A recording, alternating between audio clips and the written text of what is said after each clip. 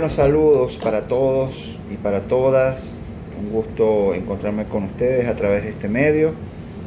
y seguir, avanzando en la fase final de este proceso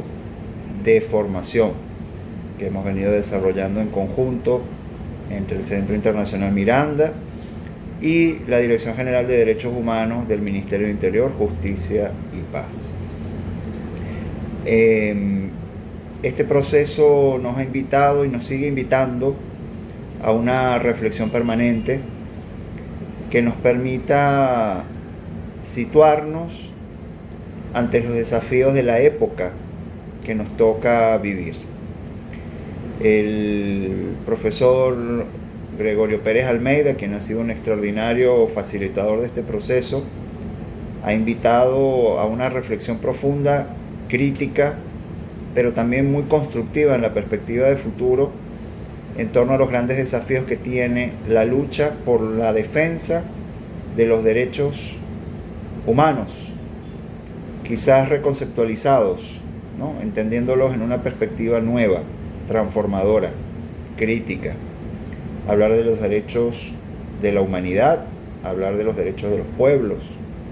hablar de la recuperación del derecho a la dignidad o la dignidad hecha derecho. Creo que hay muchas perspectivas desde donde podemos abordar la reflexión. Yo quisiera brevemente en estos minutos compartir algunas ideas propias en torno a esto. Creo que hay un punto de coincidencia inicial y es entender que estamos en una profunda encrucijada histórica. Estamos en un cambio de época en el cual observamos como tres grandes procesos que son desafiantes para la humanidad, profundamente desafiantes para la humanidad y que transversalizan este debate sobre el tema de los derechos humanos. Uno es que somos testigos de la inevitable y contundente demolición del modelo capitalista en el mundo. Todas aquellas supuestas verdades que nos vendió la modernidad se han ido erosionando, se han ido desmantelando. Y por lo tanto, uno de los elementos claves de este tiempo que estamos viviendo, repito, es el desmantelamiento del capitalismo tardío, de este capitalismo que se convirtió, producto de su desesperación absoluta, en formas de imperialismo y de fascismo. El capitalismo está cayendo progresivamente, está empezando a demostrar graves signos de su deterioro terminal, y ante esto, por supuesto, un conjunto de verdades que nos fueron transmitidas, en las que fue indoctrinada las sociedades contemporáneas, van también desmantelándose. Me gusta mucho utilizar una imagen de un escritor al cual sigo con especial ahínco, que es José Saramago, este gran escritor portugués, que planteaba en una de sus obras precisamente cómo las verdades de la modernidad se han ido desmantelando, y él nos hablaba de lo que llamaba la caverna moderna, ¿no? Saramago decía que la realidad hoy en día está muy mediada por la tecnología, por los medios de comunicación, por la publicidad, que nos crean una visión distorsionada de los acontecimientos, ¿no? Un poco utilizando aquella vieja figura de la caverna de Platón, donde quienes estaban en la caverna solo veían sombras, no veían realmente lo que estaba fuera de la caverna. Por eso que es una interpretación mediada. Nosotros hemos vivido y seguimos viviendo con interpretaciones mediadas de la realidad. Esas interpretaciones mediadas en esta gran caverna moderna en la que se encuentra la humanidad, nos presenta una perspectiva, por ejemplo, de los derechos humanos que termina siendo profundamente distorsionada, ¿no? Una sombra nebulosa donde en nombre de los derechos humanos se asesinan pueblos, se cometen genocidios, se invaden territorios, se agreden personas de culturas, de identidades, de etnias, de grupos diferentes, y de alguna forma todo esto se le da un sustrato discursivo en el cual se colocan términos como libertad, como equidad, igualdad, derechos, para poder justificar, como digo, lo injustificable. Por eso que la imagen de la caverna es muy propicia, porque este capitalismo en decadencia, este capitalismo que se va desmoronando, este sustrato del gran proyecto liberal en el que hemos vivido durante los últimos siglos, bueno, trata de mantener en la mente colectiva un imaginario de sostenibilidad en el tiempo que sabemos que ya no es así, ¿no? Hay una profunda erosión de ese modelo capitalista. Entonces ese es uno de los 3 elementos medulares que yo veo en el escenario a considerar. El segundo elemento tiene que ver con las consecuencias de ese mismo modelo capitalista que nos han llevado al extremo, al borde de lo que sería una afectación climática, una afectación ambiental con signos ya de irreversibilidad muy notoria, y que por lo tanto ponen en riesgo la subsistencia misma, no solo de la humanidad, sino de todas las especies vivas en el planeta. Este tema, que quizás en algunas décadas anteriores era un tema un tanto marginal, un tanto reservado a ciertos grupos de la izquierda, algunos grupos progresistas, algunos sectores culturalmente más asociados con ciertas visiones que se consideraban románticas, hoy termina siendo uno de los, repito, de los temas fundamentales de la agenda pública internacional, porque tiene que ver con la comprobada degradación ambiental que está poniendo en riesgo la sostenibilidad planetaria y que por lo tanto limita los horizontes epocales que estamos viviendo a un futuro no muy extenso si no se toman medidas significativas de corto plazo para revertir esa situación. Entonces tenemos la crisis climática, tenemos la degradación acelerada del modelo capitalista neoliberal salvaje, expoliador, destructivo, arrasador, y ligado a esto, lamentablemente, el tercer elemento que me veo en la necesidad de mencionar, que tiene que ver con la cada vez más creíble y posible posibilidad de una confrontación mundial nuevamente, una guerra mundial. No sabríamos decir si es la tercera o la cuarta. Algunos dicen que la tercera ya de hecho ocurrió durante la Guerra Fría, pero más allá de que sea la tercera o la cuarta o la numeración que le querramos poner, lo cierto es que el mundo indubitablemente se está preparando para una nueva confrontación mundial. Es lo que atinamos a observar en las decisiones que se están tomando en los grandes centros de poder hegemónico, particularmente en Europa occidental, en Estados Unidos, y como contrapartida, bueno, también grandes potencias históricas o emergentes que se están preparando también en términos de una posible confrontación, como lo observamos en el fortalecimiento cada vez mayor de la capacidad militar, armamentística, de defensa de países como China, como Rusia, como Irán, como la India, como Turquía, que van configurando un escenario hacia un posible nuevo conflicto mundial que tiene mucho de probabilidad, porque recordemos que las grandes crisis históricas, las grandes debacles históricas que han quebrado los modelos económicos, se han terminado siempre subsanando, entre comillas, con grandes conflictos de carácter bélico en el mundo. Fue la causa de la Primera Guerra Mundial, de la Segunda Guerra Mundial, y bueno, como decimos, la posibilidad de enfrentar a una tercera o cuarta guerra mundial según cómo se ve. Entonces, el escenario realmente no es muy propicio y, como dije, todos estos elementos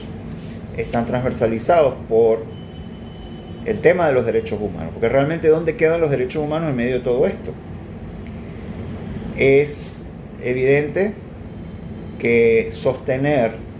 el discurso liberal de los derechos humanos, que está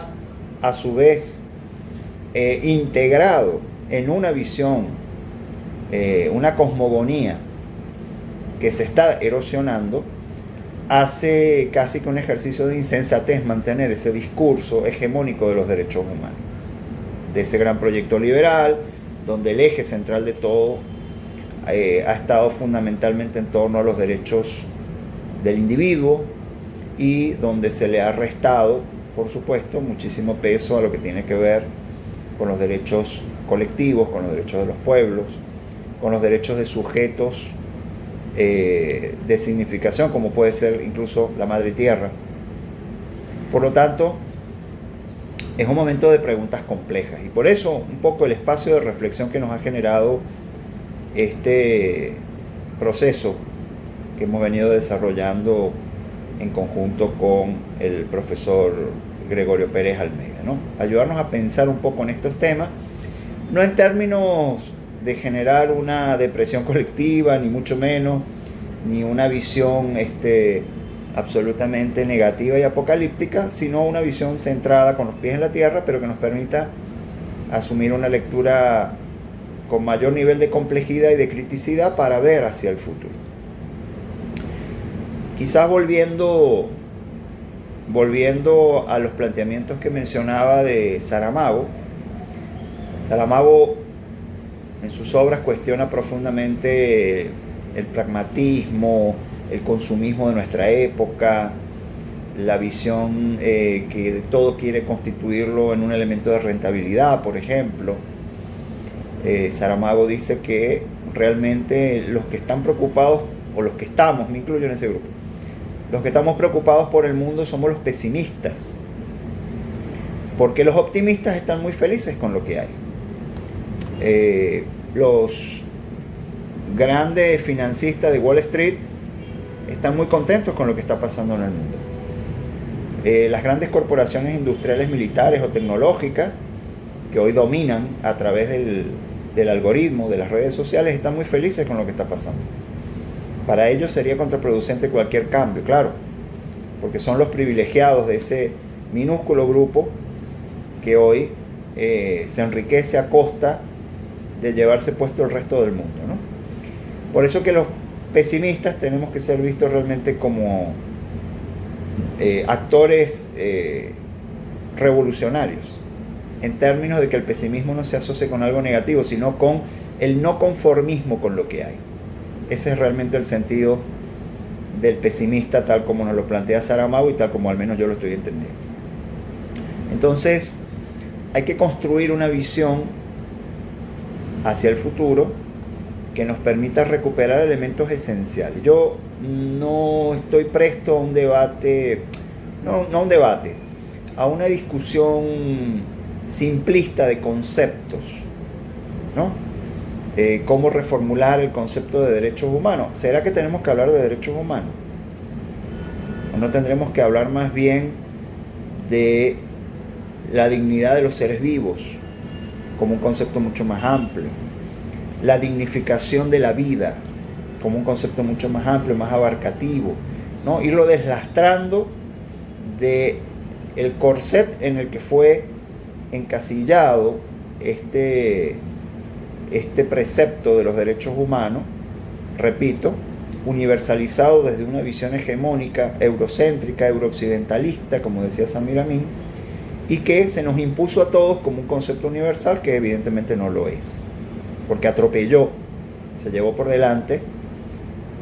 todo el constructo cultural, identitario, conceptual que pudiesen sanamente haber aportado los demás pueblos del mundo, las demás culturas del mundo, más allá de los límites de la Europa occidental y de Estados Unidos. Entonces, ¿cómo pensarnos la transformación conceptual de los derechos humanos hacia algo nuevo que puede incluir las legítimas aspiraciones de la inmensa mayoría de la humanidad. Creo que deberíamos retomar, no sé si me lo permite, quizás el pensamiento de Albert Camus, que nos plantea la teoría del absurdismo, ¿no? Camus nos decía que el mayor desafío que tenemos los seres humanos es encontrarnos frente al universo, buscando respuestas que el universo no nos va a dar porque no tiene ningún interés en darnos, para empezar, ¿no? El universo sencillamente existe. Y todo aquello que nos genera preguntas trascendentales, sencillamente chocan con el silencio del universo, por decirlo así. Hay cosas que no logramos comprender por qué pasan. No logramos comprender ni siquiera la profundidad de la condición humana, de por qué somos como somos o hacemos lo que hacemos. Entonces, ante esta indiferencia del universo, del mundo, lejos de caer en una posición escéptica, en una actitud de brazos cruzados, de escepticismo y de desesperanza absoluta frente a aquello a lo que no le encontramos respuesta, o al menos no le encontramos respuestas que sean fehacientes y convincentes, ¿no? Hay quienes se buscan esas respuestas y las construyen a través de cierta filosofía, de la metafísica, de la religión. Pero realmente las respuestas trascendentales, creo yo, no las conseguimos por esa vía. Entonces, creo que el planteamiento fundamental que nos tenemos que hacer, quienes queremos avanzar hacia un mundo mejor, vuelvo y repito, asumiendo un poco esta perspectiva que nos planteaba Albert Camus en su teoría del absurdismo, de este universo que nos resulta realmente tan difícil de entender y que no nos da las respuestas que buscamos, es, en primer lugar, poder recuperar algo que es fundamental, que es la capacidad, lo resumiría en 3 cosas.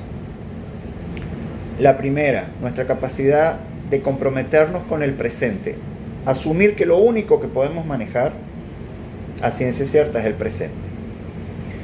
Y si manejamos el presente, es decir, si actuamos en el presente para hacer el bien, para actuar con solidaridad, con empatía, para valorar la condición humana en todas sus formas,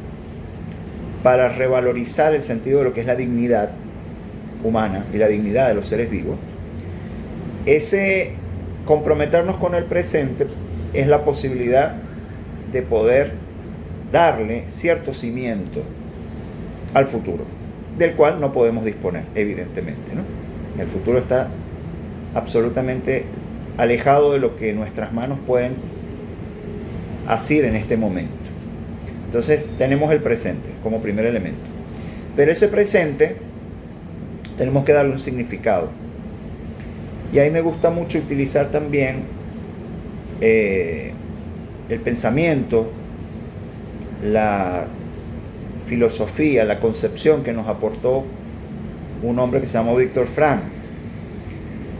Es considerado uno de los padres, digamos, de la psicología moderna, de una de las grandes corrientes de la psicología moderna, creador de lo que se denominó y se denomina la logoterapia, y que desde esa corriente nos invita al ejercicio de construcción del sentido de la vida, ¿no? Esencialmente, el planteamiento de Viktor Frankl, que fue víctima del nazismo, que estuvo en los campos de concentración nazi y que logró sobrevivir a esos campos de concentración, en donde empezó a construir su teoría del sentido de la vida, básicamente tiene que ver con eso. Quienes sobreviven, quienes salen adelante, son los que le encuentran un significado propio a la vida. Y en nuestro caso, la pregunta que tendríamos que hacernos entonces, desde la perspectiva del tema que estamos abordando, es cómo la lucha colectiva, pero con el aporte individual que cada quien puede sumar a esa lucha colectiva, puede darle un sentido trascendental a nuestra vida en la búsqueda de ¿qué? De una nueva forma de comprender la dignidad humana, la transformación del mundo, la búsqueda de lo mejor para el colectivo. Entonces, alejarnos de las visiones escapistas, de las visiones que se someten al absurdo del universo, construir un profundo sentido de responsabilidad con el presente, con lo que hoy podemos hacer para cambiar las cosas, crear un sentido, darle sentido, un sentido genuino a la lucha colectiva. En este caso, el sentido viene dado por el encontrarnos en la búsqueda de un camino común para que el mundo sea mejor. Y por supuesto, rebelarnos frente a todo aquello que es absurdo, ¿verdad? Que nos impide vivir en comunidad, que nos coloca frente al gran desafío de no ser tentados por el inmovilismo,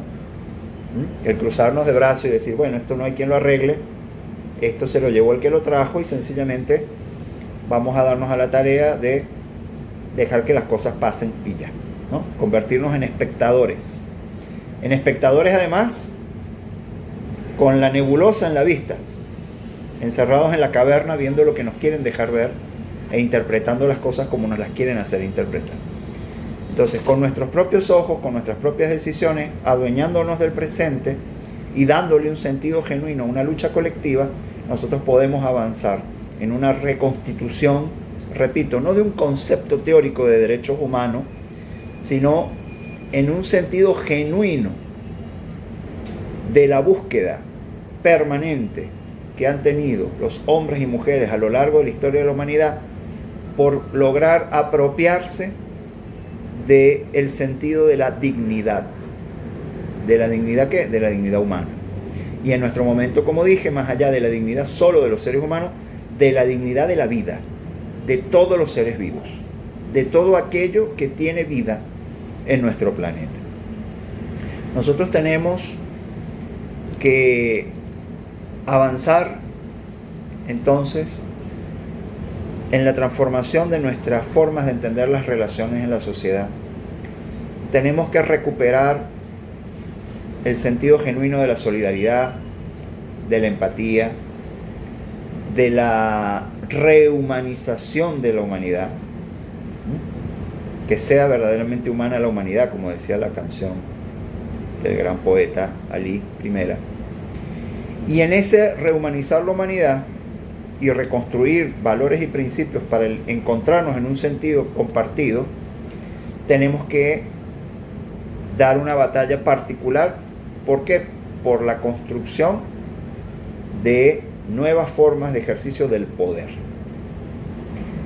Porque el poder realmente tiene que ver, en esencia, con esta transformación o no de la realidad. Que el poder vuelva a estar en manos de los sujetos sociales, que el poder vuelva a estar en manos de las grandes mayorías y no de las minúsculas élites que se han apropiado del control de todo en nuestro planeta. Minorías además hiperconcentradas en este momento de la historia. Porque ya incluso dentro de las élites hay élites de las élites, que cada vez se abroquelan más entre ellas y que cada vez están generando un mayor daño al resto de la humanidad. Entonces, ¿cómo desmantelar estos grandes poderes hegemónicos? Creo, y voy a poner este ejemplo para ir cerrando mi intervención, pero creo que hemos demostrado, por ejemplo, con la situación que atraviesa el pueblo palestino, que frente a la obscena manifestación del poder bélico, del poder mediático, del poder económico, del poder político, puesto al servicio del genocidio, han sido los pueblos desde abajo, organizándose, integrándose, comunicándose, vinculándose, asociándose, relacionándose, entendiéndose, sumándose, solidarizándose, los que han podido hacer lo que la inmensa mayoría de los gobiernos cobardes, abyectos muchos de ellos, cómplices en el mundo, no tuvieron la voluntad de hacer para frenar este gigantesco crimen que constituye la antología de la violencia y el oprobio en el siglo XXI, que es lo que ha vivido y sigue viviendo el pueblo de Palestina. Entonces, esta manifestación de solidaridad mundial organizada en torno a una gran causa es una demostración de lo que debería realmente ser hoy el sentido renovado de la comprensión de lo que son los derechos humanos. No tanto discurso, no tanta palabra vacía, no tanta burocracia parasitaria, no tantas estructuraciones obsoletas, sino realmente acción. Acción reflexiva, no acción improvisada ni acción irracional, sino una acción reflexiva, una acción crítica. Por eso que nuestro mensaje finalmente no es de desesperación frente al escenario que tenemos por delante, que es, como hemos dicho, extremadamente complejo, sino por el contrario, de esperanza, porque la raíz transformadora para lograr que eso que se ha dado en llamar los derechos humanos vuelvan a tener un sentido real, genuino, honesto, creíble, está en nuestras propias manos, no en las manos de más nadie. Entonces la invitación es a que todos y todas nos constituyamos en verdaderos luchadores y luchadoras por la dignidad, por la rehumanización de la humanidad, por el reencuentro de lo más noble de la especie humana en torno a valores, a principios, a ideas y a hechos que nos encuentren más que alejarnos,